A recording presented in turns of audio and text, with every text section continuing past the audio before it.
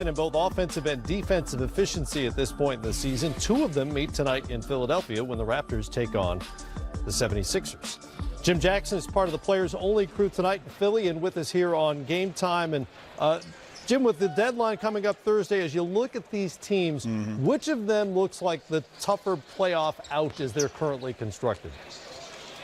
Well, when you have two superstars three really with Philadelphia 76ers with Embiid and Simmons and also Jimmy Butler, that is tough for teams to kind of negotiate against defensively, because as soon as you try to take one thing away, something else opens up. I think the strength of this Philadelphia team is the ability to pass the ball with assists, to get guys involved. But Toronto, keep in mind, this Toronto team, when they started out earlier this season, when they were healthy, you could contend that they were probably one of the better teams in the league. They haven't had the health to consistently play together, but it'll be interesting to see after the All-Star break, really with Lowry, Valanciunas, and he's back, how they kind of join together and kind of take what they did at the beginning of the year when everybody said Toronto could beat Golden State in the 7-game series, to see where they're at. But both are a tough out. They pose different problems each. Shooting is also an issue with the Philadelphia 76ers. Yeah, I remember how much better they got in that department last year with Bellinelli and Ilyasova coming over. Yeah. There's a report out there that the Raptors called Memphis and offered a deal that would bring in Mike Conley and Marc Gasol and send Kyle Lowry and Jonas Valanciunas back to Memphis for a team 22 games over 500. How much sense would that deal make to you? Well, first of all, you're going to hear all kind of rumors when it comes around, trade time. And I've been involved in a lot of, so trust me, I know how that feels. But my sources tell me that the call actually came from Memphis to inquire. And if you're the general management staff there, Masai Ujiri, you have to kind of listen to it. But to me, I heard it was initiated on the Memphis side, not so much on the Toronto side. And I think here's the key, too. When that happens, it's very important that, Masai really talk to his guys in regards to what's going on, because Kyle Lowry, he hears this, he hears it. So you want to make sure that he's in tune and he's caught up to date on what's really going on, because you don't want to cause any friction in regards to trade rumors at this particular junction of the season. But, again, I heard it came from the Memphis side. And if you're Memphis, you want to go out there and test the market and see and catch the pulse of these different teams to see what you can get for those two assets. Jim Jackson, breaking news here on Game Time. Refuting reports, one of the two, I guess. Philly got a taste of the postseason last year, beat Miami, lost to Boston, and in those losses, the execution was terrible. Let's just say it for Philadelphia. How much does Jimmy Butler's presence this year address that particular issue? Well, from two things. One, it gives you a veteran who's been in playoff games before. I think that's very important, because you think about it, last year, Brett Brown, first time, head coach. Embiid and Simmons, first time. So the actual physical nature and how you had to make adjustments to playoff basketball was something that they haven't seen. And those are your two-star players. So the only way, and I'm sure Jay Kidd understands this, the only way you kind of get through that and understand what that is about is to go through it. And they felt that pressure last year from Boston.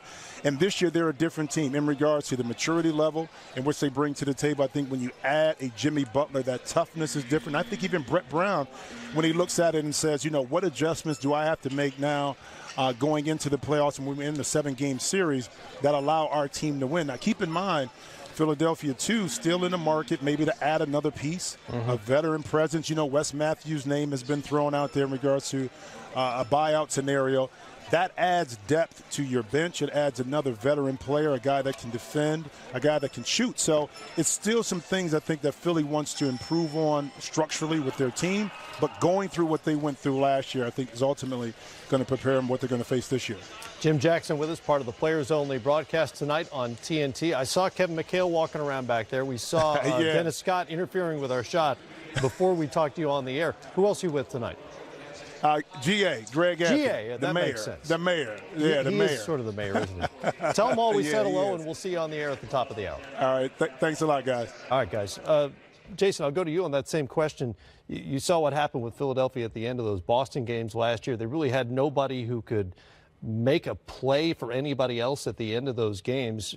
How important will Butler be in those situations? Well, they're battle tested now, and they have to go through it. And it's never easy when you go through it. But now that I think with Jimmy Butler on board, Redick is the one that's going to make the shots. I think he's going to have the opportunity to take the shots because those guys are going to be focused. And as Jimmy Jackson said, you can't take everybody away. And Jimmy Butler loves the moment of having the ball down the stretch, and he's not afraid to pass it to a teammate.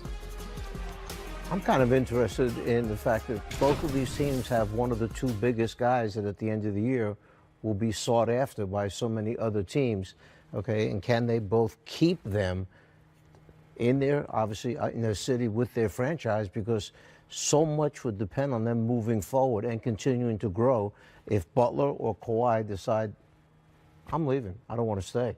If you're an opposing GM out there, one of the other 29, is there any way to accurately handicap Kawhi's situation right now? I don't think so, and I think a lot of that is because, to a large degree, it may depend upon how Toronto's postseason goes. The success of this decision to bring Kawhi in is going to be almost entirely based upon how far they go, and making the finals is the goal. And I think if you're Kawhi, you get to the finals with this team, be very difficult to leave and think about at his age, coming off the injury he is, starting over again somewhere else. But if it doesn't go particularly well and the pieces don't seem to fit, maybe he's more likely to leave. Raptors bench, enough there for you at this point? I think they have the best bench. I think that's when Kawhi doesn't play, they just plug in another player, he steps up, and they have a pretty good record without him. They've been really good without him, in fact. In terms of needs for either of these teams, guys? I think both of them are going to look, obviously, anytime you can add shooting, it's become so important, particularly when you get to the playoffs where the shots are so hard to get, let alone when you get that opening just for that moment, you've got to knock it down when the opportunity is there. So what will present itself? Philly did a great job with some last-minute pickups, last season. Post-deadline, yeah. So now what can they find out there now? And to Jason's point, their bench is so good, it's hard to imagine that you improve on the edges. The vast majority of the deals that get done at the trade deadline are on the edges. Sure. You're going to get guys that are role players, people on one-year manageable numbers. Those people typically are not going to be an upgrade over what Toronto's playing. That's why the Memphis-Toronto rumor had a little bit of traction, because people were looking at it saying, well, if they are going to go all in, it would require something like this to improve an already very deep roster. All right, Raptors and Sixers coming up at the top of the hour on TNT. Don't forget.